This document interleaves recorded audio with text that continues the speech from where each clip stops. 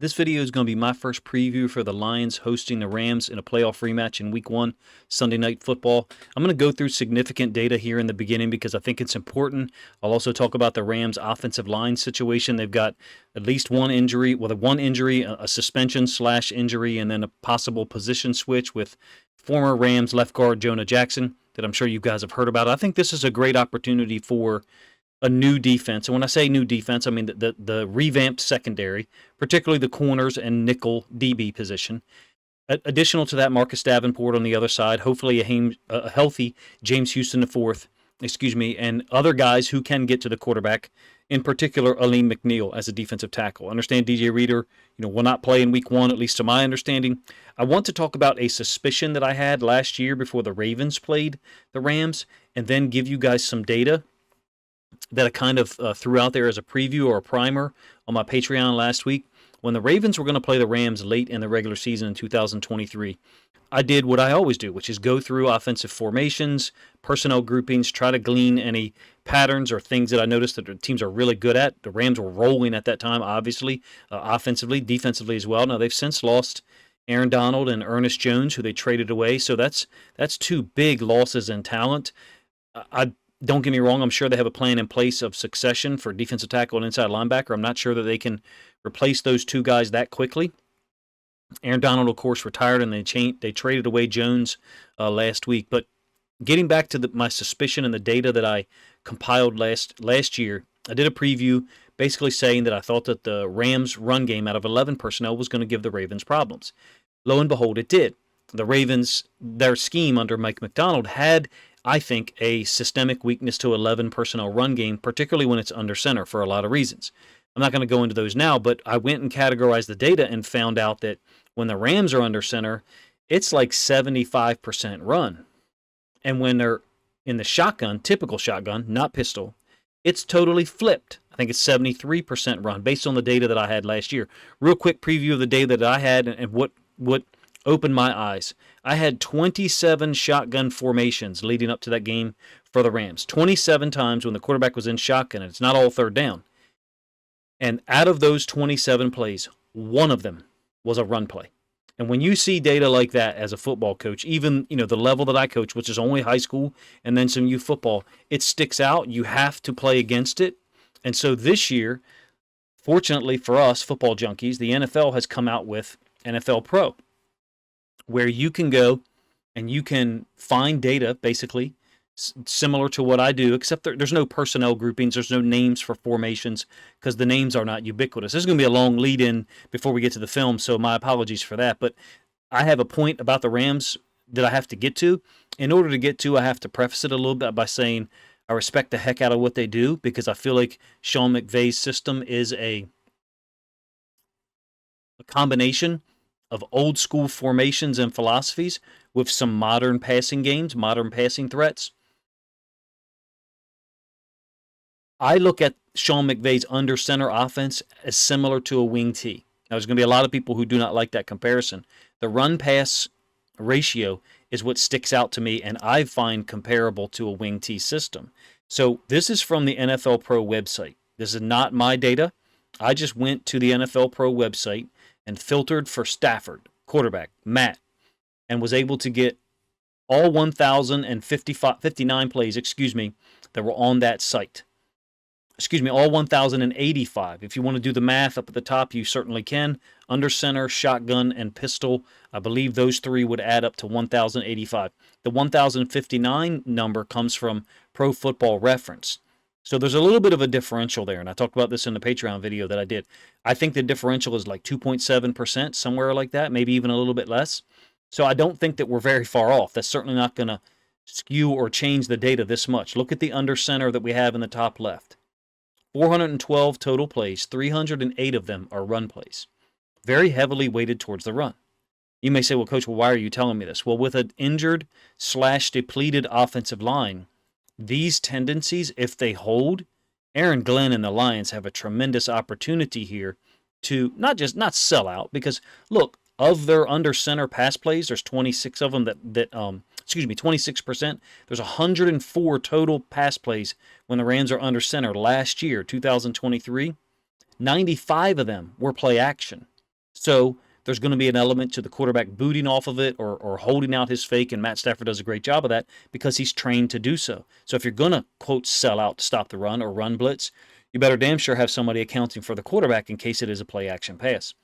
Shotgun data totally flipped, which I'm not trying to say I told you so, but it confirms for me the data in a smaller sample size that I was able to accumulate last year. 570 plays, of which 436 of them were pass plays. Only 134. And they were not all third downs. If you subscribe to NFL Pro, which you should, it's an amazing service, and I have to give the NFL credit for making it available to us. You can go find this data yourself. You just have to find a player to filter for. And most often, I think it makes sense to filter for the quarterback because they're going to be on the field the overwhelming majority of the time, unless it's a blowout. I'm still not sure how I ended up with 1,085 plays for Stafford, and Pro Football Reference only ended up with 1,059 plays for the Rams total. But in any case, the pistol is where it gets interesting. So not a typical shotgun with the running back to the right or to the left of the quarterback, but the running back behind the quarterback, who is not under center, approximately three, sometimes 3.5 yards behind the center, and the running back behind him. 63%, 63 runs, 40 passes, so a little bit more balanced. Nonetheless, you still have some very stark tendencies here, and I think that some of these NFL teams are remiss in not identifying it. I see teams, when they're under center, staying in a too high look, and you may say, well, coach, if they're in a one high look, Matt Stafford's going to audible, he might audible out of it. Cool, then we can audible too as a defense, and I think that there's oftentimes defenses in the NFL that are not prepared for some of these formation tendencies. I was responding to and interacting with people last night on Twitter about Luke Kuechly and how amazing he was at identifying things, and I just found myself watching the video thinking that's what you should be doing as a defense. So there's some real numbers here, and these numbers are across years for McVay's offense. It doesn't mean that it's easy to stop, but I'm providing this data for you first so that when you see the data from last year's game, if the Rams are only able to generate 68 yards rushing in this year's game, this Sunday Night Football game, I think they're in a lot of trouble. And Stafford and Puka Nacua, Cooper Kupp, those guys can make plays. I think they've got three really talented running backs. I really like Kyron Williams. I mean, I didn't like watching him play against the Ravens and Lions last year because he's super talented and he's dangerous. But Blake Corum is who they drafted to be a backup.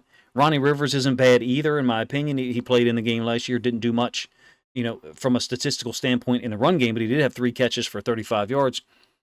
Having said all of this, are the Lions' new defensive pieces such that you can just go out there and say, well, with their depleted offensive line and what Coach DC is telling me is predictability, you still got to do something about it. You still got to be prepared for it.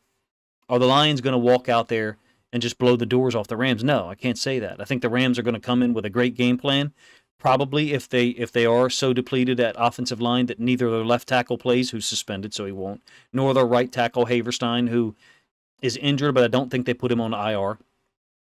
They've apparently moved or talked about moving Jonah Jackson to center so that Steve Avila, the second-year guy who was all rookie last year as a left guard, played every game for the Rams, in fact, so that he could remain at left guard. So that's interesting, to be honest with you. If you're talking about 3 new pieces to the offensive line, if you count Jonah Jackson playing center as new, which he, of course, did not play, I think it gives you a really good idea of as a Lions fan, of what your defense is capable of with the new secondary. If the run defense is up to the task like it was in last year's playoffs, it'll be a great opportunity for Terrion Arnold, Ennis Rakestraw Jr., Carlton Davis III, Amik Robertson, all of the new pieces, Marcus Davenport as well, not even mentioning probably the best player over there, which is Brian Branch. I just did a film study video on him and Kyle Hamilton. You're talking about an absolute chess piece, a guy who can play anywhere. I don't know what Melifonwu's status is, to be honest with you, but as long as you have this guy out there, he can pretty much fill in anywhere as a blitzer, as a nickel, as a third level, 2 high safety, middle of the field free safety. We did see, I have 3 reps of him doing that last year. What I'm going to focus on here is film from last year in terms of how the Lions handled second and long and third and long against last year's Rams team, which I think was obviously rolling to that point. They had only lost to the Ravens in terms of their late season run. And then the Lions are able to hold them off 24-23 in the wildcard game. Got a stop in the first half, I believe, to end the half, and then 2 stops in the second half. The opening possession of the third quarter, and then the Rams' final possession, their 8th, which I'll go over kind of in detail. The Rams ended up having to punt. Lions closed the game out. If you can put them in these situations where you can force them to throw the ball, maybe you don't have to blitz a safety like they are here with C.J. Gardner-Johnson or Romelu Fonwu, whoever ends up blitzing. You probably have better coverage element on the back end such that you have guys who can react and make plays on the ball. And if it is 3rd and 16 like that there on the second possession, that one was kind of a backbreaker for me. I remember watching it and thinking, did you have to bring that much pressure and play a 3 deep, 3 under on 3rd and 16? Maybe you did to get pressure on Stafford because the offensive line was so good. It sounds like this year, or at least this situation, they won't be. This is 3rd possession. Again, very disappointing because I think the Rams go field goal, touchdown, or field goal, touchdown, field goal, something like that. They scored on their first 3 possessions. This is a 4th and 5. Cooper Kupp, another shielded release out into the flats. I'm not faulting him or discrediting him, but it's a fact. The Rams do a lot with shielded releases to help him get open, such that he doesn't have to beat people one-on-one. And in this case, basically, it's a second man through. I talked about this with the Chiefs preview against the Ravens a couple of days ago, where he's just basically following the ex-receiver and then breaking his route off. Yes, I believe there's a coverage mix-up between Branch and C.J. Gardner-Johnson. I think it's probably C.J. Gardner-Johnson's fault. But you have 2 situations, second possession, 3rd and 16. You could have got off the field. This is 3rd possession. It's a 4th and 5. Certainly could have got off the field. I guess if anybody will identify some of this shit where you can kind of predict that you're going to get a shielded release, that's what they do. I mean, Rams fans may not like it. I certainly don't want to say they protect Kupp, but they certainly generate higher percentage opportunities for him through these shields and picks than he can generate solo, man-to-man against NFL caliber starting DBs. Skipping the 4th possession, which I said was the end of the first half. This is the 5th possession, the opening possession of the 3rd quarter, and you have a 2nd and 10 here. And I actually talked about this in the Brian Branch / Kyle Hamilton video that I did for Sunday. This is a quarter half delineation, if you ask me, because you've got a corner here in the flats and a half field safety. And then these two are quite close together. They don't necessarily have to be in order to be 1/4 and 1/4. So 1/4, 1/4, and 1/2 adds up to 100. But Branch is going to pass off Nacua on this little in cut, and then he's going to take over. I think that's Kupp sliding out to the flats. This is a 2nd and 10, and you can see that Stafford is trying to pull the pin on the grenade and throw this thing. Branch is breaking on it. You also have Anzalone, who would be in the window here.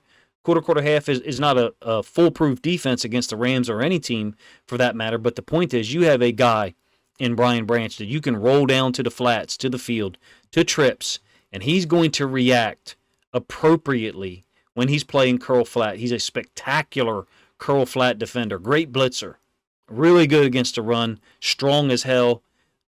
In my Hamilton / Branch video that I did, I said he's basically a linebacker or a nickel Sam. But one thing I think that even stands out among all those skills is his ability to react when he's a curl flat defender. Curl flat, if you want to be real basic about it, feet are here to start, and when you're first working with a kid, you drop into the curl and then break into the flat when I throw the football. Real simple drill to get them trained from a muscle memory standpoint. When Branch is responsible for the curl and then the flat, basically like a strong safety or a nickel in a cover 3. He is spectacular. His reactions are perfect in damn near every case. I would say, even though they're talking about playing him at a too high safety a lot this year, in this game, if you get the ball on the hash, I would say you should put him to the field as the nickel defender if you have anyone else who's reliable. Same possession. This is the very next play. In fact, 3rd and 11. Hutchinson got a sack on the previous play, credited with a sack, gets a quarterback hit here. You do have a great break on the ball by Kirby Joseph. Maybe he's a little early, but you're in man.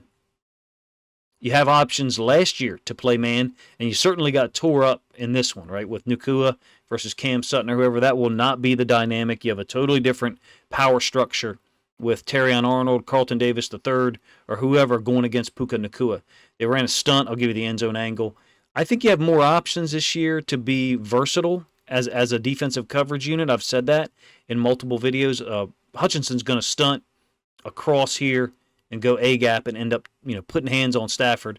Melifonwu forces a call by the offensive line to all kick this way. Just so you know, if you're a Lions fan, you're unsure. This is Avila, the left guard, who apparently is staying there such that Jonah Jackson is moving. This is Jackson, who will not play. And this is Havenstein, excuse me. I think I mispronounced his name earlier. My apologies. Who is apparently questionable at least.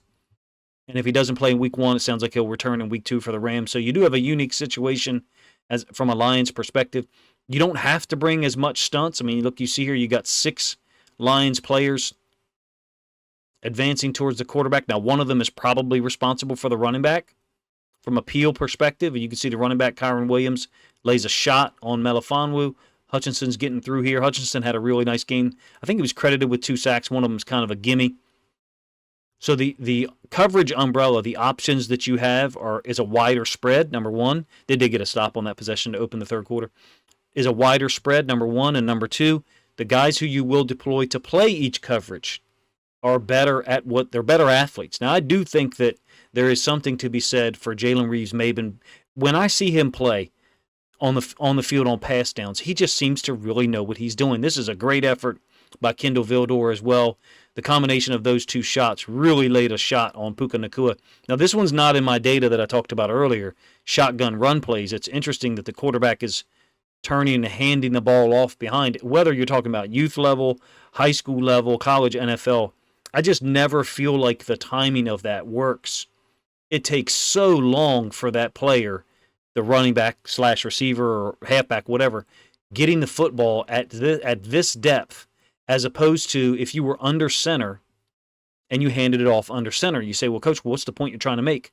I think this is an example of McVay being in the shotgun and saying, we're going to go against our tendencies, and we're going to run the ball into the boundary, which is where we want to run the ball kind of anyway, but we're going to do it from a shotgun formation. This is the second time for me, based on the film that I have, one before the Ravens game and one in this game against the Lions in the wild card round, where I saw them run the ball out of shotgun at all. And you saw the data yourself. If you have NFL Pro, go look it up on your own so you can see that it's real. This is still 6 possession. Very next play, they forced the Rams to settle for a field goal. Spectacular coverage by Brian Branch on Cooper Kupp.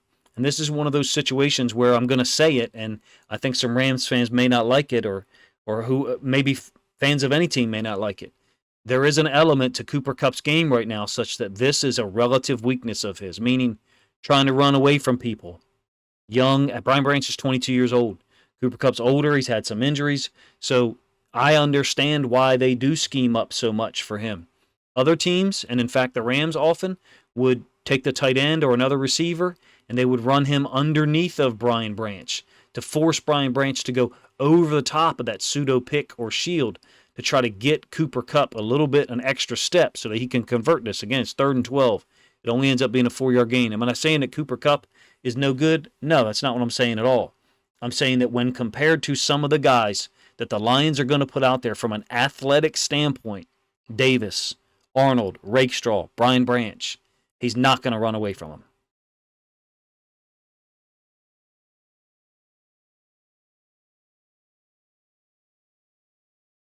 End zone angle, same play again. This is 6 possession, able to hold the Rams to a field goal. Well, the Rams only had 2 field goals offensively in the second half. Of course, the Lions only scored 3 points themselves. 7th possession, they're going to get another stop here in terms of holding them to a field goal. Fake motion by Nacua, and then motion across by Kupp. And again, it's another reaction by Jalen Reeves-Maybin. I am very interested to see what, if any, action he gets this year on passing downs. His reactions to stuff when he's on the field on passing downs are exceptional. I don't know what his rating is on Madden. My guess is his ability against the run versus ability against the pass is probably plus 15 or 18 against the pass. He seems to be a guy who's always in the right place on a pass concept, and you don't see him on the field on run concepts, obviously, because Derek Barnes, Jack Campbell, Alex Anzalone obviously would be better at it than him. 3rd and 8, this is the one where the Rams try to sneak Cooper Kupp into the backfield. Rivers is the halfback, so this is all designed.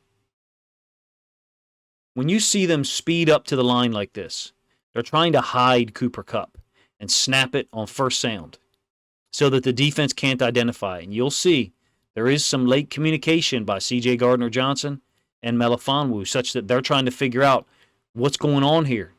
I believe that they both figure it out, meaning one of them identifies, hey, we've got a running back over here.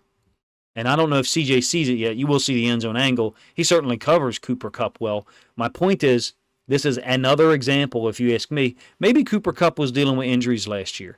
Maybe you guys think I'm just overly negative about Cooper Kupp. I'm just telling you what I see on film. It looks like Sean McVay trusts him, but Sean McVay knew that he wasn't going to be able to get open organically against NFL corners and even nickel defenders. So he put him in the backfield, ran shield, pick, rub concepts for him often to try to generate opportunities for a player that he trusted. And oh, by the way, it was a heck of a throw by Matt Stafford. I mean, the ball is put in a pretty catchable place. CJ just made contact probably right before or just as the ball arrived.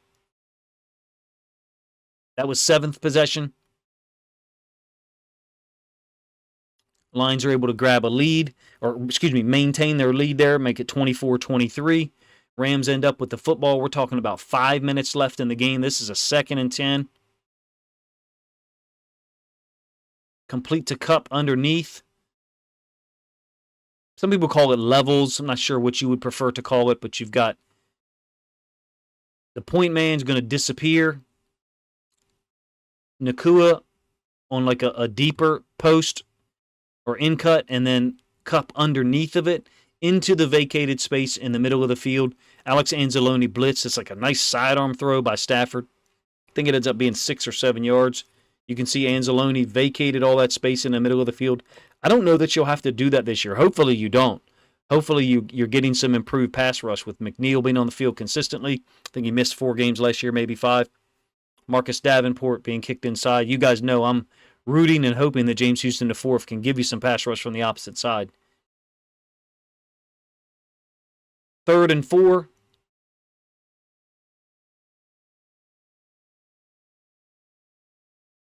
It's going to be a great play at the end of it by Kendall Vildor. But it's also a great play in coverage by all of these second-level guys, and a spectacular call by Aaron Glenn, if you ask me.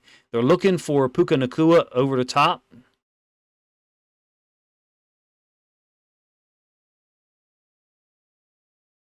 Sorry, the ex-receiver. My apologies. Looking for him over the top of this little sit route, trying to bait these guys and hold them up. And you can see that Hutchinson was able to get there and disrupt Stafford just enough such that he couldn't get the throw off over the top. There really wasn't a lane. You'll get the end zone angle so you can see it. Vildor ends up making the tackle for a 2-yard loss.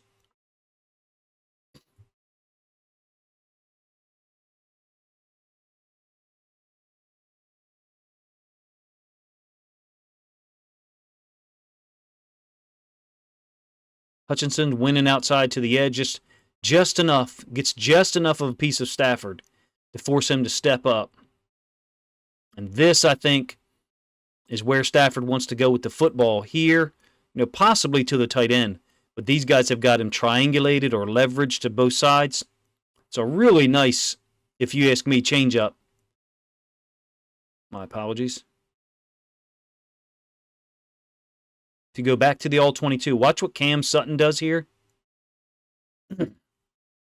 Once they motion across, Ryan Branch goes across. So you've got a irregular setup. The nickel defender outside, an outside corner inside, presumably on Nacua, and then an inside linebacker, Anzalone, lined up over a tight end. Certainly looks like man. Nope. Great job of disguising it. Dropping out Sutton, an outside corner, into the middle of the field where a Mike linebacker would generally be.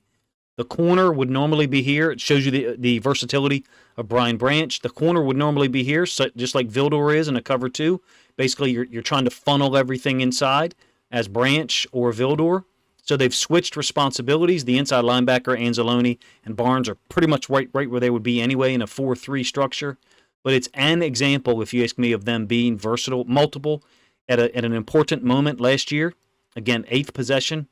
End up with a 3rd and 14 because of a penalty as well. So this is still same possession. The disputed play between Cam Sutton and Puka Nacua is going to occur at the bottom side of the field. You guys have to let me know. I've read probably 3 articles this past weekend about the Lions' defense. Was it really improved? I even read an ESPN article that was, I don't want to say negative. It was not glowing. I'm glowing for you with the defensive talent that's there. And I think you've safeguarded yourself against injury. Look at it this way. Kendall Vildor, where does he rank on the depth chart at outside corner? You have him competing, making plays in this game last year. I know that you had trouble last year with an NFC title game against the 49ers 2 weeks after this one. My point is the talent structure, the talent depth, has been safeguarded so much that if 1 or 2 guys goes down, you still have competent pieces behind them. Amik Robertson gives you a nickel option such that Brian Branch can play on the back end. You saw the versatility that I talked about on that 3rd and 4 before the penalty. That would be the highest of illustrations for me about what I think this defense can do in 2024. What I mean is in those known passing situations, making it look like it's clearly man and then dropping out and playing some type of zone coverage. Branch brings that versatility. Amik Robertson brings that versatility. Terrion Arnold spent some time playing nickel at Alabama, mostly played left outside corner. Ennis Rakestraw Jr. played mostly outside corner, and I think that's generally what those 2 guys will do. Carlton Davis III played mostly outside corner, occasionally would travel to play man, but generally on the left. My point is I think you've got some dedicated outside coverage guys, and then you've got more multiple pieces this year that have a higher ceiling of talent from a coverage standpoint. Forgive me if this one was a little haphazard. The long lead in, it's okay with me if you got mad at me over that. But I wanted to present the data based on a suspicion or maybe a theory that I had whereby the Rams offense looks predictable to me from a run-pass standpoint. In this day and age, I don't think you can be predictable at anything. I think the Rams' offensive predictability is hiding in plain sight. What I mean is, if you go look up 11 personnel data for all of the personnel websites, you will get 42% run, 58% pass, or 43% run, 57% pass, whatever it is for a particular team. Well, the Rams are always in 11 personnel, always. So the 94% of the time. So the data you see for 11 personnel looks like it's heavy on the pass. They're not. They're heavy on the pass when they're in the shotgun.